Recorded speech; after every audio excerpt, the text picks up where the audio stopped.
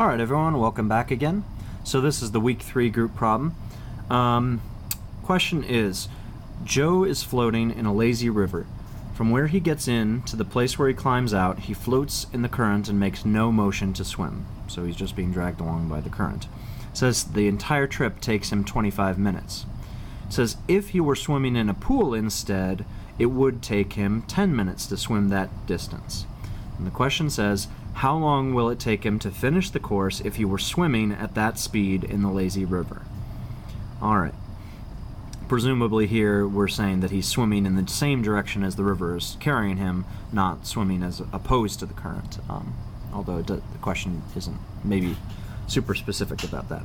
Okay, so first we're going to define the symbols that we need to solve this problem, giving the values if we know them. Let's see. So the two values they give us are the two times.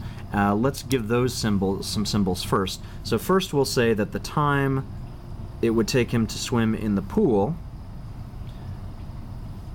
time to swim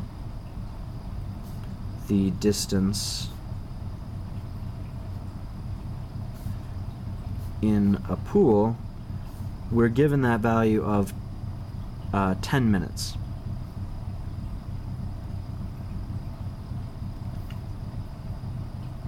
Okay, we're also given the time that it actually took him without, having not made any effort to swim, so we'll call that TF for time to float. If he just floats in the river without making an effort, that's the time.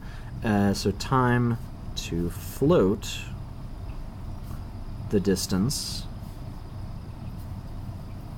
that's in the river. Okay, and we're told that's 25 minutes. So far, so good. All right, what other variables might we need? Those are the only ones that are given. Let's define the distance, because that's certainly relevant here. So the total distance of the trip. We don't know what that value is. And we can define the velocities if we wanted to. We could say the velocity of the river, the water in the river is traveling at, and we could say the velocity that he swims in the pool. So we'll say v river and v swimming. So we'll actually say those are the speeds. Speed of the river water and the speed that he swims, that Joe swims. Neither of those are given to us in the problem. So those are the 5, I would say, really significant variables here. Maybe you could come up with a couple more, but I think that's sufficient. Okay, so let's write down some equations that'll help us solve the problem. The thing to realize here is that the speed of the river is represented by the distance, the total, distance equals rate times time, or in other words, speed is distance divided by time. So if we want the speed of the river water, we could take the total distance and divide it by the time that he takes to float in the river, because of course he floats at whatever speed the river is moving. So therefore, VR is equal to D over T, the time of floating. All right? And similarly, the velocity that he can swim at is given by the distance that he covers divided by the time it takes him in the pool. I could also call that time of swimming to be a little more consistent with my labels, but that's fine. Okay.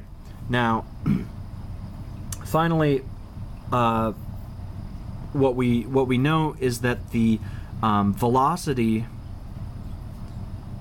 that he travels at when he's swimming in the river, I guess I could label that. Maybe I should have put that as also a symbol, but I won't bother to go back. Let's call that the velocity of him swimming in the river is going to be the same distance that we have times divided by the time that it would take him to swim in the river. And that time is what we're going to try and find, right? The question says, how long would it take him to finish the course if he were swimming in the lazy river?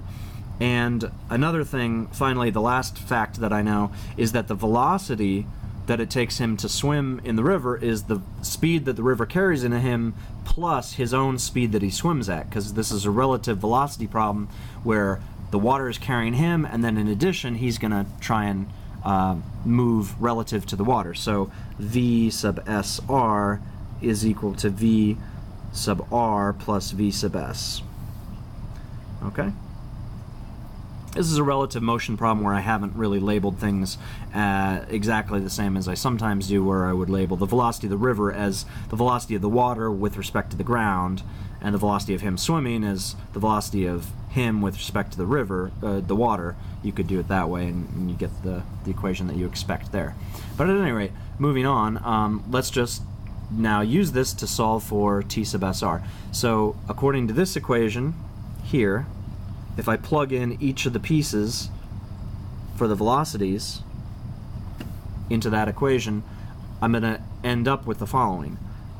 On the left-hand side, I get d over t sub SR, and on the right-hand side, I'll get d over tf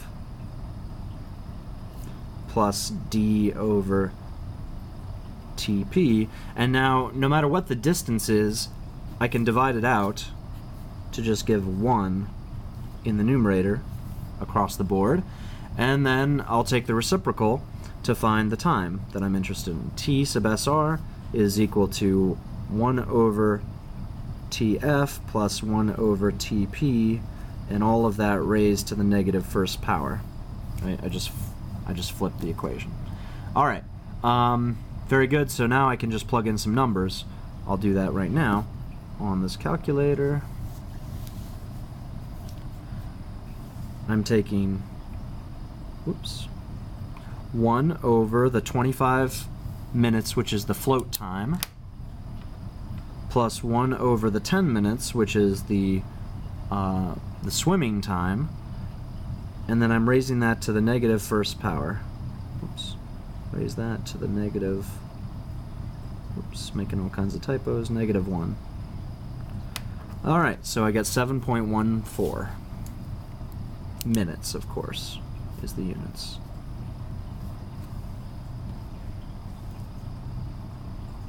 All right, and that's the answer.